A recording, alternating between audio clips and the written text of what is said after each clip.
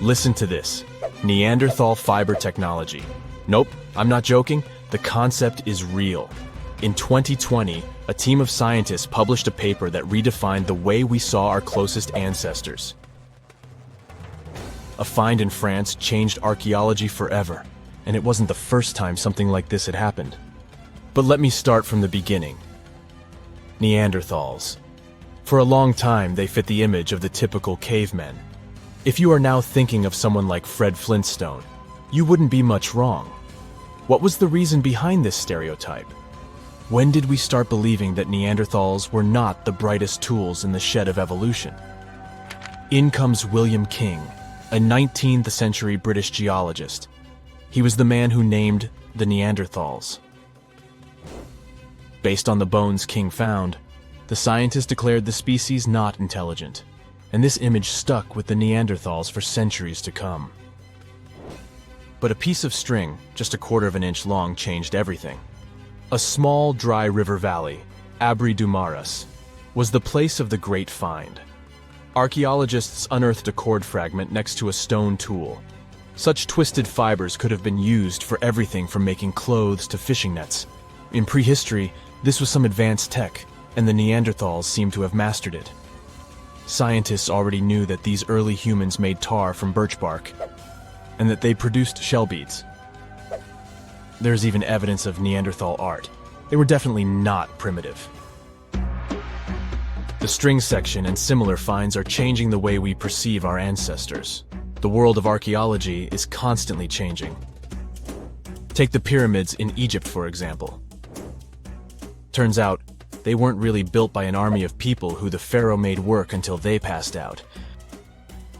Herodotus, the famous Greek historian, was the man who started the confusion. He claimed, in 500 BCE, that 100,000 men took part in the construction of the Great Pyramid in Giza.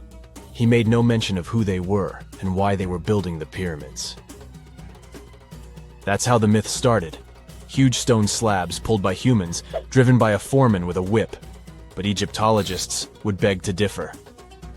Those are the scientists who study ancient Egypt's culture. Fairly recently, they uncovered a workers' village that told a different tale. Yes, there was evidence of hard work on the workers' bones, but the construction industry is demanding even today. It took almost 6 years for 12,000 workers to complete the world's tallest building, Burj Khalifa. Back in Egypt, 3 times more workers finished the Great Pyramid in around 2 decades. An impressive feat of ancient engineering, wouldn't you agree? Superiors looked well after the Egyptians who built the pyramids. Their diet was rich in protein. They had medical care and they got paid properly. In fact, they lived better than the non-working population. And they lived with their families near the construction site. Archaeologists know all this because they unearthed bakeries and dormitories with bread jars and other goodies. Looks like the pharaohs were okay employers after all, and the job market wasn't that terrible. They also kept detailed papyrus records of the build and hieroglyphs. You and I wouldn't stand a chance of reading these letters that resemble images. Egyptologists had the same problem. For over a millennium, no one had used this type of font. And it's not like there was an English ancient Egyptian dictionary you could open and find meanings of words. But all this changed in 1822. A couple of decades before, the French found a broken slab of black granite.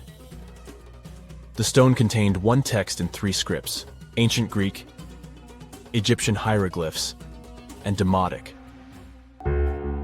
The last one was also the Egyptian language, but in a simplified script. Scientists dated it back to 196 BCE.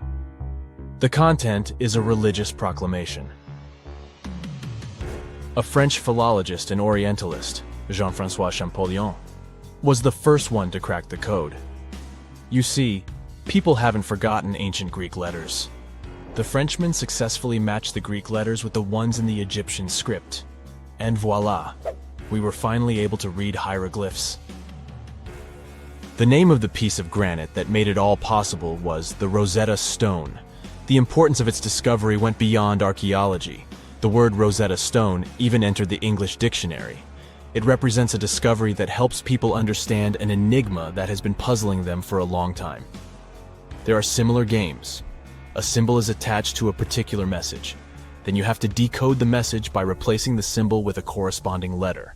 In a nutshell, this is what scientists did with the Rosetta Stone more than 2 centuries ago. Do you know what is the oldest deciphered language in Europe? It has an unattractive name, Linear B.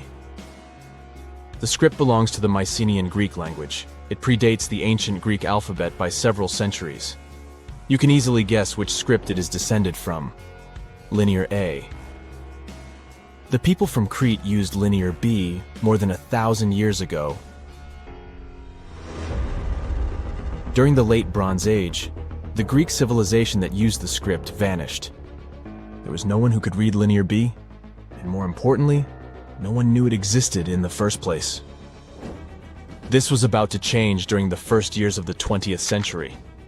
A British archaeologist by the name of Sir Arthur Evans excavated a vast palace complex at Knossos, Crete, Greece. This was the center of the Minoan culture that created the enigmatic script. The palace boasted some 1,300 rooms. They had colorful paintings of dolphins, griffins, and bulls. All of these captivated the archaeologist's imagination. But their biggest find was at first overlooked. Thousands of slabs of baked clay. The fire that brought down the palace helped preserve the tablets. It was impossible to read the slabs, though. They were written in an unknown language. The scientific community had to wait for another half a century before Michael Ventris cracked the code. He was an English architect and cryptographer. Ventris studied Greek and Latin. While attending the famous archaeologist's lecture, the young man decided to solve the puzzle of Linear B once and for all. He managed to do so in 1952. One of Ventris's most amazing discoveries was that the script was an archaic form of Greek. But cryptology still hasn't solved the code of Linear A. This writing system will remain a mystery until a motivated young person like Michael Ventris comes along. They wouldn't have to be a professional archaeologist. Basil Brown certainly wasn't. Yet in 1939 he discovered the richest early medieval tomb in Europe. This happened in Sutton Hoo in the southeast of England. This wasn't an ordinary tomb made out of stone. It was a full-size ship, 3 times as long as a London double-decker bus. And that's not all. Apart from its main purpose, the ship was full of riches. Deluxe hanging bowls, feasting vessels, gold and dress accessories, and luxurious textiles were just some of the treasures found. Archaeologists were also amazed by the silverware from distant Byzantium. You probably know this city as Istanbul, Turkey. Even in our age, it's several days' drive from Sutton Hoo. Just imagine how much time and money it cost to import a silver plate in the 7th century. That's when the ship went down, according to archaeologists. The English couldn't have done it. At that time, there was no England. The people living in the British Isles at the time were the Anglo-Saxons. Perhaps the ship from the grassy mounds in Suffolk belonged to one of their kings? We will never know. The local acidic soil did away with any possible evidence, or no one laid there in the first place. It could have been a cenotaph, which is a monument constructed to honor an important person. The archaeologists still don't have a definite answer. But what they have found at Sutton Hoo shed light on the Dark Ages. Before the discovery of the ship, they knew little about what had been going on in Britain after the Romans left. Now, the image of the early Anglo-Saxon society was much clearer. Perhaps the English soil will be the site of the next great breakthrough in archaeology. We're in the Caribbean, and these are the Taino people. Scientists have long believed that they were the first inhabitants of the Greater Antilles, and those people were roaming the Isles long before Columbus discovered this place. However, a recent discovery showed that there were some other peoples living there. These guys are called the Archaic people, and they are now known for being good at using stone tools. They've used a whole bunch of polished tools, such as hammers, axes, and whatsoever. We still haven't found out how they managed to invent and produce all those tools without special equipment. Scientists are now looking for a sort of necropolis, or a similar archaeological site, to find out more about these people. Another curious settlement was found a couple of years ago, not far away from Florida. This one is pre-Columbian too. but it seems that the dwellers there were more into fashion than crafting using stone tools. The scientists discovered a complex of 37 oyster shell rings. There were many households with these rings, and the locals would produce beads from the shells of marine creatures. By the way, long ago, beads weren't intended only for fashion, but they were also an important social instrument. People would sew them on their clothes to manifest their power or wealth. Sometimes archaeologists manage to discover whole cities. This is exactly what Eleni Korka, an archaeologist from Greece, did. She found the lost city of Tania back in 2018. It wasn't a lucky coincidence. The whole search took as much as 34 years. By the way, Tania was even considered a mythical city. The city of Tania was a Trojan-founded city, and the ancient texts claimed it was incredibly wealthy. Well, seems like the texts were true. The archaeologists found around 200 coins on the site. Some jewelry was found there too. For instance, there was an iron ring with a seal. They also found a gold coin that was supposedly used to pay for a journey to the afterlife. Yeah, back then, people believed that it existed, and they needed to pay for a ticket to get there. The discovered clay, stones, and marble floors help us imagine what their dwellings looked like. And the archaeologists also found some vases there. One of the earliest examples of human-made art is located in the cave of Altamira in northern Spain. The paintings in a Paleolithic cave are so special because they're not monochrome, but have several colors combined. Still, these earliest masterpieces were hidden for a long time. They were only discovered in 1868, and today, this cave is a UNESCO World Heritage Site. Despite how old these paintings are, they're well preserved because they've been well isolated for all this time. Since the gallery was located deep in a cave, it was almost impossible for external climatic influences to ruin these prehistoric masterpieces. We are now in England, 2009. Meet Terry Herbert, a member of the Blockwitch Research and Metal Detecting Club. One day, he was casually inspecting plowed farmland in Staffordshire with a metal detector. I guess he must have wanted to find something special, but I bet he didn't expect to find what he actually stumbled upon. He discovered something that scientists later called the largest hoard of Anglo-Saxon gold and silver metalwork ever found. There's a list of items discovered, but if I start reading it to you, it's going to take me a really long time. To make a long story short, the archaeologists found 11 pounds of gold, 3 pounds of silver, and about 3,500 pieces of jewelry. No wonder this discovery is called the Staffordshire Hoard. The Birmingham Museum and the Art Gallery and Potteries Museum chipped in and bought the entire collection for over £3 million. Messages in a bottle are a famous cultural phenomenon we often see in movies, but it turns out this method of preserving letters is quite efficient. This is proven by the Dead Sea Scrolls. Back in the 1940s, Bedouin shepherds discovered 7 scrolls contained in clay jars in a cave. These scrolls were determined to be around 2,000 years old. But these manuscripts were only the beginning of a number of great discoveries. The Bedouins sold these manuscripts, but people continued finding more. The last discovery took place in 2021, and who knows, maybe there's more to find. Another piece of art recently found in a cave was a painted shell.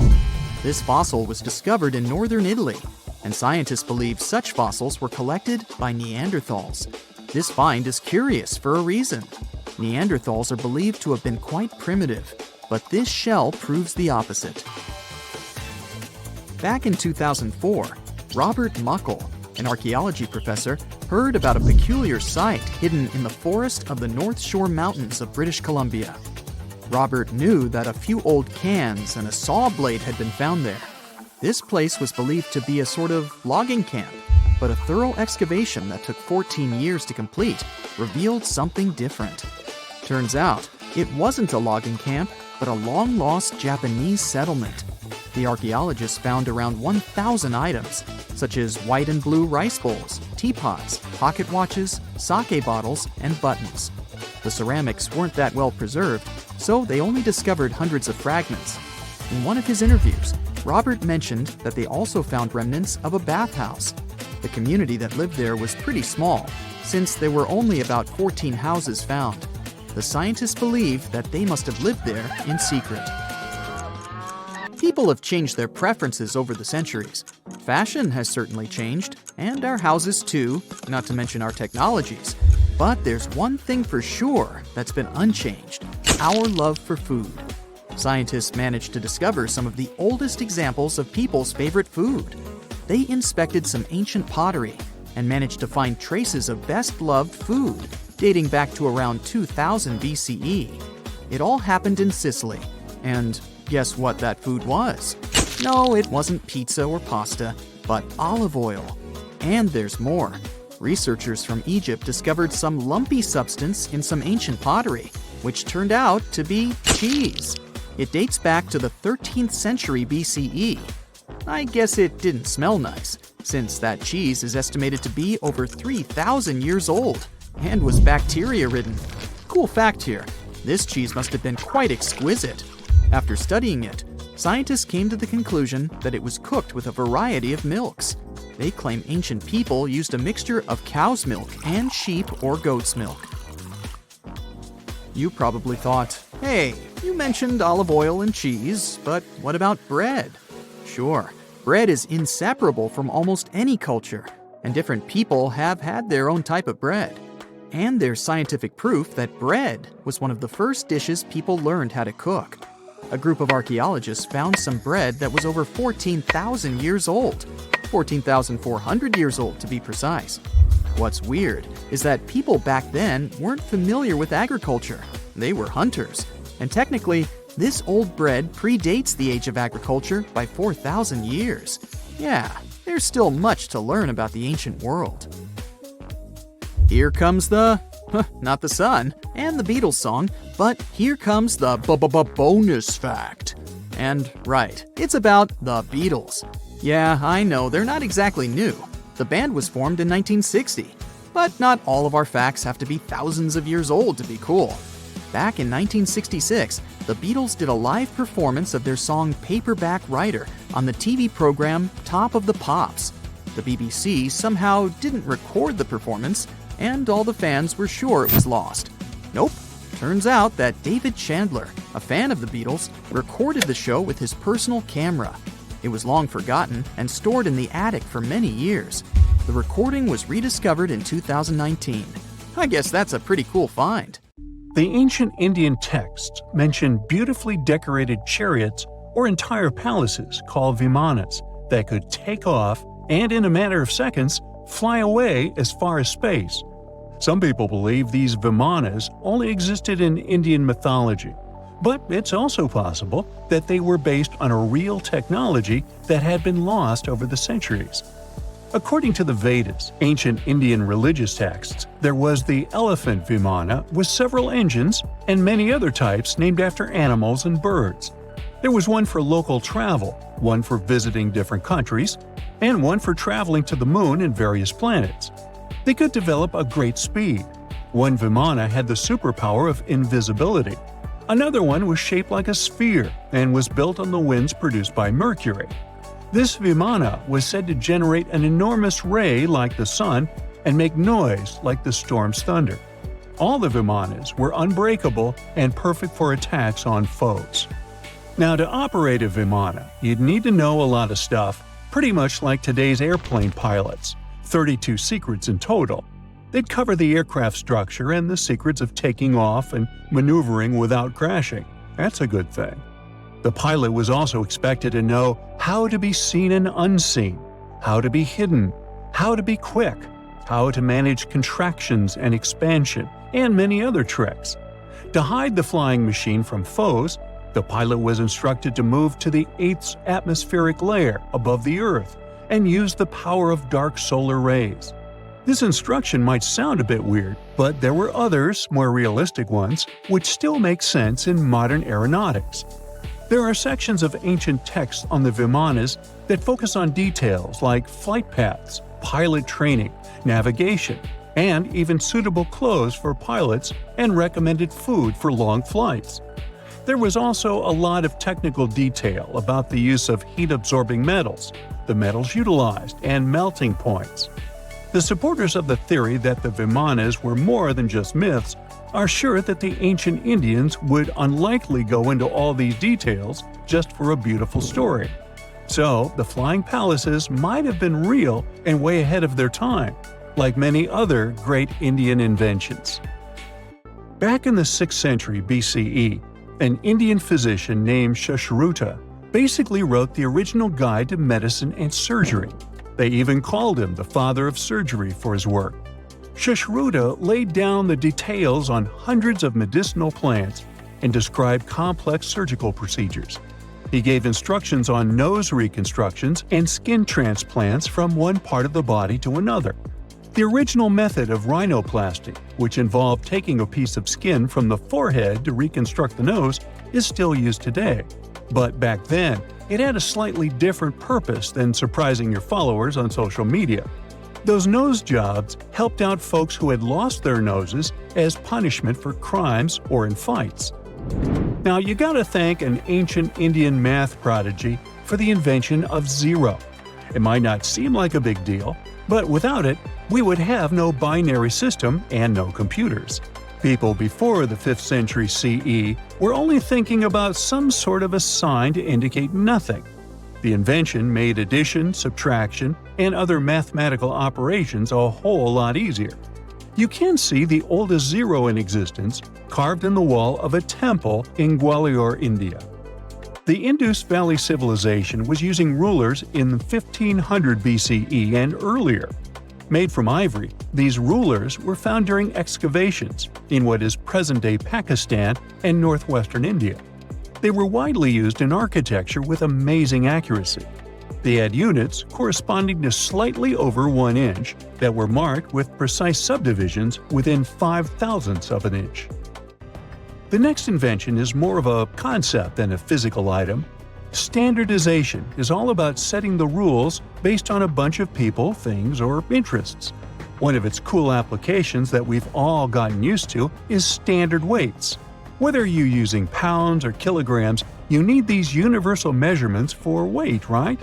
For this, we owe a big shout-out to the merchants from the Indus Valley Civilization who lived around 4,000 years ago. They were measuring everything from food grains to fancy luxury goods using these standardized weights. And their weights had decimal and binary mathematical systems going on. They didn't have high-tech gear, but they pulled off some serious precision using complex calculations and even sand for construction. Their art of standardization made its way to Persia and Central Asia, basically becoming the global weight-watching standard. So, if yoga is your go-to exercise, you definitely have a personal reason to appreciate the ancient Indian geniuses. Over 5,000 years ago, during the rule of the Indus-Sarasvati civilization in northern India, yoga was first mentioned in the Vedas. Yoga was refined and shaped over the centuries until it grew into a massive teaching with over 200 sacred writings dedicated to this way of obtaining enlightenment. At the beginning of the current era, yoga got a new trajectory thanks to a Hindu writer who laid down a system of yoga in his text, the Yoga Sutras.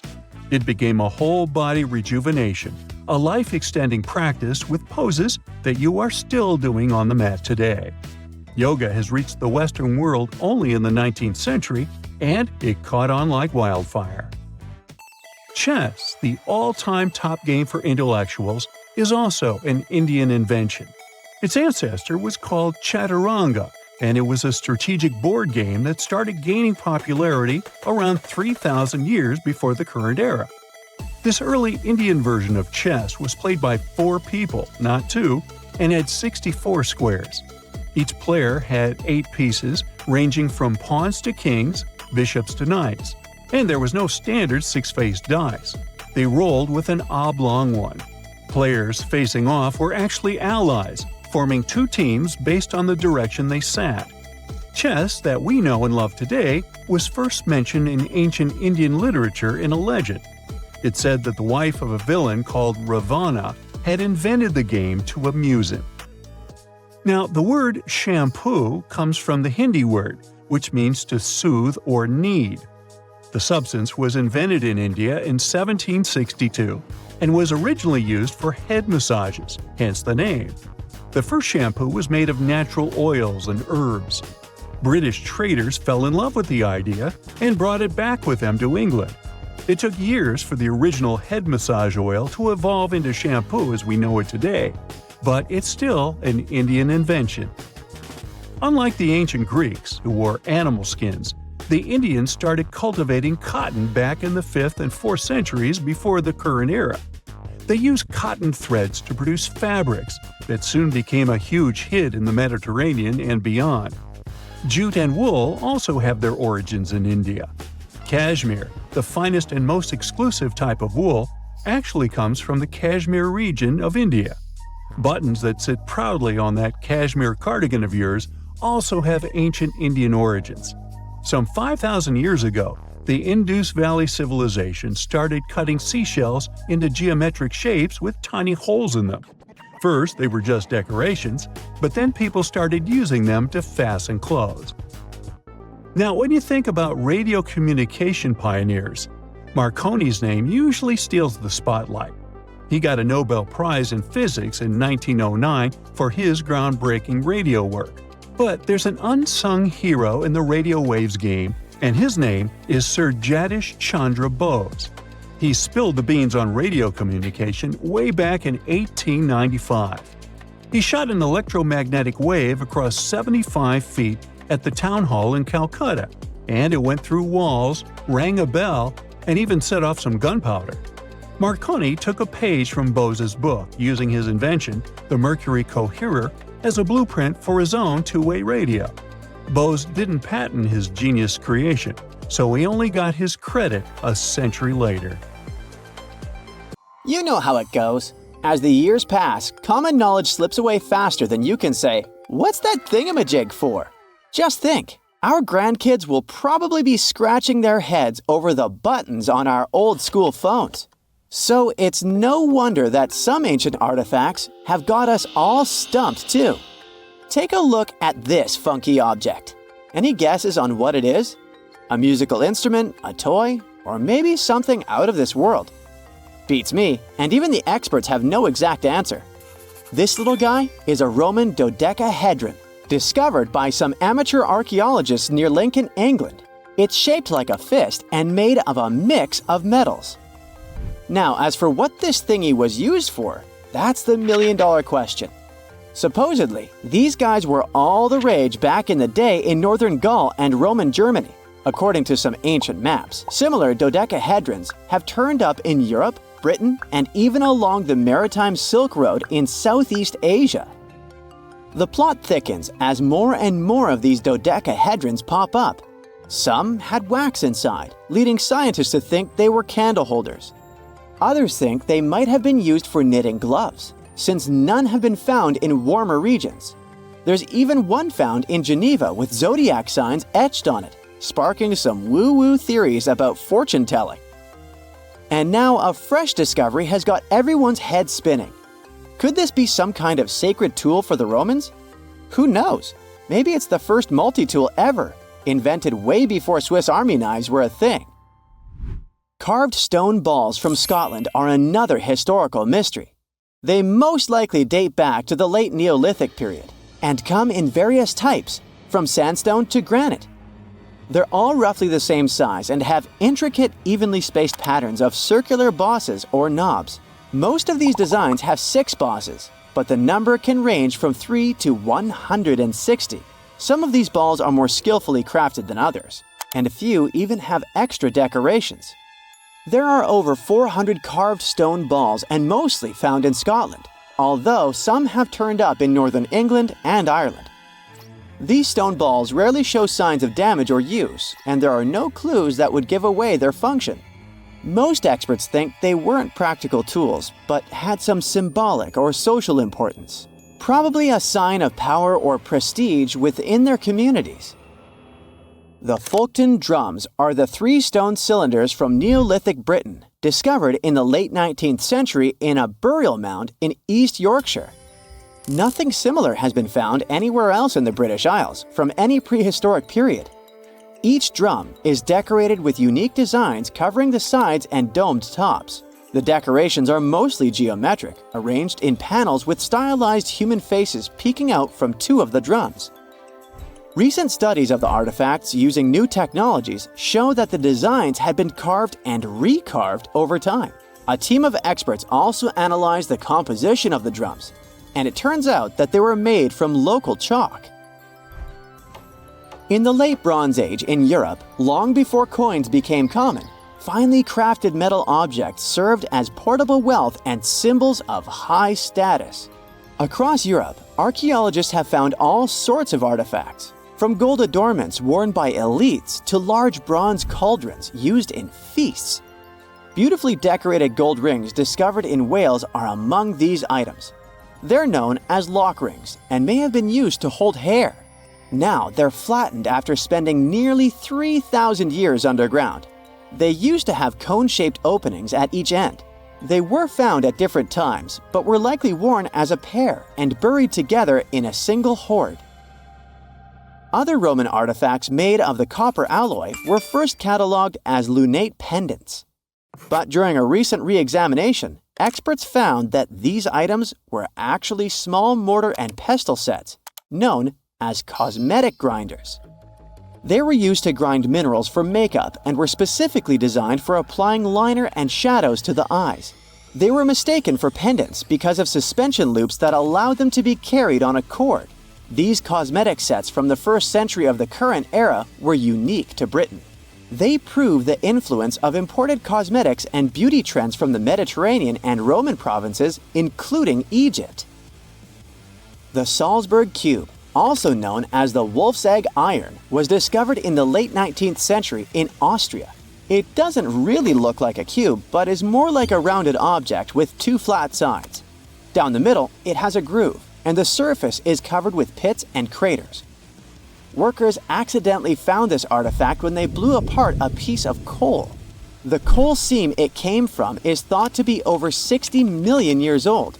The Salzburg cube moved between museums, mysteriously vanished in the early 20th century, and then showed up again.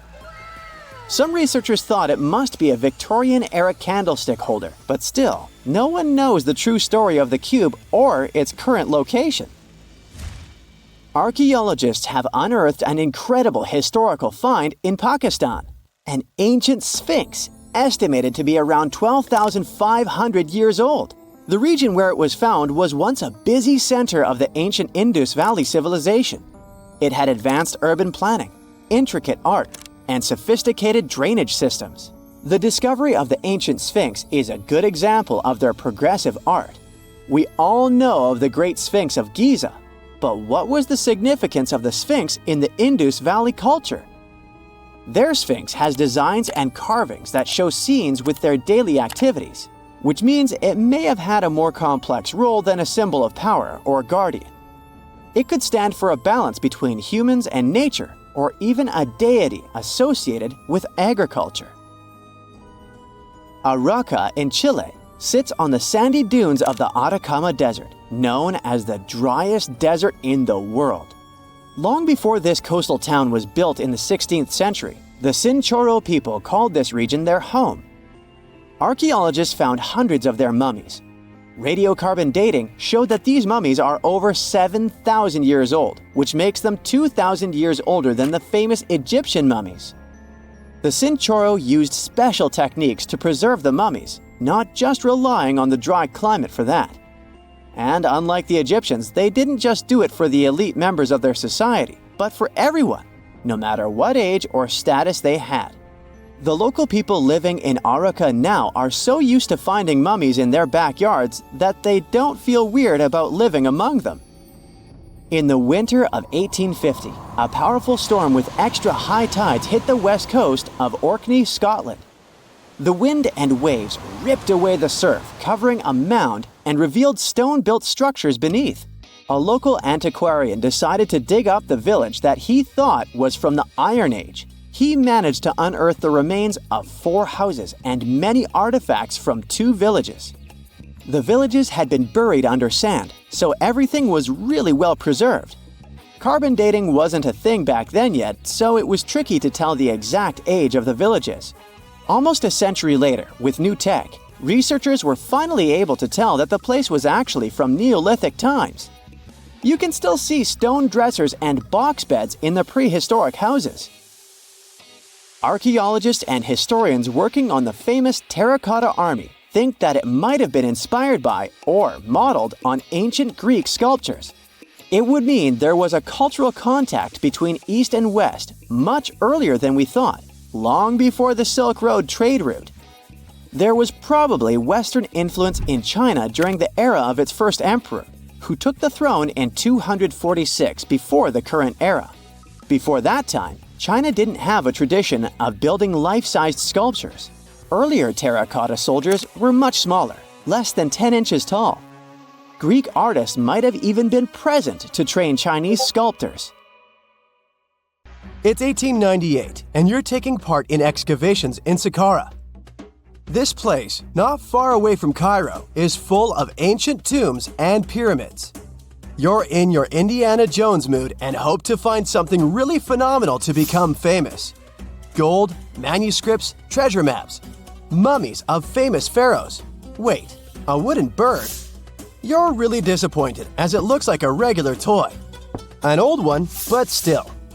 Little do you know that years later, someone would propose that your bird was actually an ancient monoplane. So the artifact, nicknamed the Saqqara bird, is made of a sycamore tree. The birdie has a wingspan of just 7 inches and weighs around 40 grams. A perfect original souvenir from Egypt, I would say. It's over 2,000 years old and looks pretty plain, without any carvings of feathers or other intricate ornaments. It has a beak and eyes though, which makes our find look like a hawk, the emblem of the deity Horus. Its tail is rather unusual as it's squared, looks weirdly upright, and it seems like the sunken part of it was the place for a now missing piece. Humans love solving a good mystery, so there have been several attempts to explain the use of the birdie. First, quite simply, is that it was a ceremonial object. The second idea is that it was a toy for a child from some well-off family. It could have been some sort of boomerang, which was a popular concept in ancient Egypt. Then there was a theory that the bird had been used as a weather vane. But this one has been debunked as the figure doesn't have any holes or markings, except for the one made at the museum in Cairo to fix the exhibit on a stick. So there was no way to hang it in the past. Almost a century after the bird was found, Egyptologist Dr. Khalil Masiha proposed a new theory that it could have been a model of a monoplane. He believed the bird was missing a horizontal tailplane. Otherwise, it had its wings set at a right angle, similar to that of modern planes. It could have worked to generate the aerodynamic lift necessary for flights. Dr. Masiha also claimed that it was common at that time to place miniature models of technological inventions in tombs. So, did the ancient Egyptians really invent the plane in 200 BCE? That would make the Wright brothers, who are considered the inventors of aviation, really upset. They made one of their first flights only in 1903. There's just one way to know for sure, and that is to test the model. But you know, the ancient museum in Cairo would unlikely let one of their cherished exhibits fly around like a toy.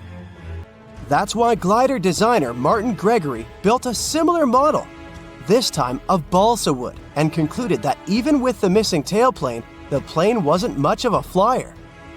Case solved? Not really. This didn't sound convincing enough to the History Channel, so they invited an aerodynamics expert to build another replica of the bird. He tested it in weather conditions similar to those in Egypt and was impressed with the little plane's abilities. So, if they did invent the prototype of a plane back in the times of pharaohs, it would be a good example of an oopart. That's an out-of-place artifact, an object that's way ahead of its time in terms of technology or history. And the Saqqara bird isn't the only example of such a revolutionary concept. In 1901, a group of divers retrieved the Antikythera mechanism from an underwater shipwreck near the Greek island of Antikythera. It's been dubbed the world's first analog computer, and it's currently dated around 100 BCE. The bronze mechanism could tell the position of the sun, moon, planets, and stars, as well as the lunar phase, the dates of upcoming solar eclipses, and even the speed at which the moon moves through the sky. No one's sure who used it and how or where it was made. But it's obvious that it's extremely precise and way too advanced for its time. The first flushing toilets in the world were invented in the middle of the 20th century. Just kidding. The ancient Minoans on the Mediterranean island of Crete and the Indus Valley civilization both came up with this brilliant invention at the same time, around 4,000 years ago. The plumbing and sanitation were so well done that no one managed to design anything better until 2,000 years later. One ancient Minoan lavatory was discovered at the Palace of Knossos. It looks like it had a wooden seat set over a tunnel that directed water from a rooftop reservoir to an underground sewer. Other varieties got water from jugs. Only the super rich people could afford all this glory. So if you wanted to shop for real estate back then, the flushing toilet would be a telltale sign you were in the rich neighborhood. Automated doors became a cool, seemingly new invention back in 1931. But the technology behind them is actually much older. Think the 1st century CE old. Mathematician and engineer Heron of Alexandria came up with a hydraulic system to open and close temple doors. To bring it into action, you need to light a fire to produce heat. There was a brass pot under the fire, half filled with water. The inventor connected the brass pot to containers that acted as weights. When the fire was burning, the water moved into the containers. They went down and pulled the ropes. It was nothing like a supermarket door that opens in front of you before you even have time to think. Heron's door took hours to open, and there was no way to stop the process. That's why they only opened the doors once a day before people entered the temple, to add some mysticism at the temple during ceremonies. Spooky. Looks like the first ever battery was invented in Baghdad around 2,000 years ago. A German archaeologist found this oval-shaped clay jar in 1938. Scientists are still not sure what purpose it served and who exactly invented it. There is a theory that it was used for electroplating objects with precious metals. When they filled it with a weak acid like vinegar, the battery produced around 1 volt of electricity. Another theory says it was a vessel for sacred scrolls. Would you like to buy contact lenses designed by Leonardo da Vinci himself? In 1508, he invented a glass lens with a funnel on one side. You were supposed to wear it with water inside to improve your vision. Sounds a bit uncomfortable, doesn't it? So, around a century later, French scientist René Descartes decided to improve the idea and make the cornea contact the future lenses. Contacts because they contact your eyes, get it? The glass tube with liquid did help improve vision, but blinking was sadly impossible. 2.5 centuries later, new technologies in the glass industry let scientists design contacts that would fit in the eye and even let the wearer blink. Thanks, guys! Still, those lenses were made of heavy blown glass and didn't let the eye breathe. About 50 years later, contacts became plastic, lightweight, unbreakable, and scratch-resistant, but still covering the entire eye. And then, in 1948, an English optical technician accidentally sanded down a plastic lens and figured out they'd still be in place even if they covered only the cornea. Imagine you're living in 19th century London and need to send a message to New York. It would have taken about 10 days to get there by ship. So when delivery time went from days to hours in 1858, it was a true sensation. The first message was sent by Queen Victoria herself. It was all made possible thanks to the transatlantic telegraph cable, running under the ocean. Sadly, the new cool invention only lasted a few weeks. It took years to bring it back to life.